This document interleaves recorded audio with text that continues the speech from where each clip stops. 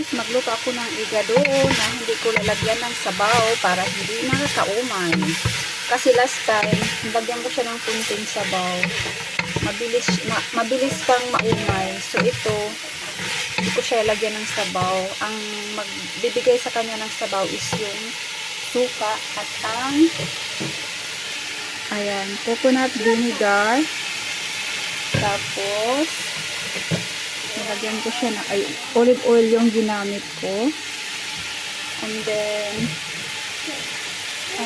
ano pa? Tuyo. Nasaan yung tuyo? Nakawala na yung tuyo. Wala yung tuyo. Ayan. Tapos naglagay ako ng Knorr cubes. Pero beef yung flavor. Siyempre beef, hindi siya beef, pork pala.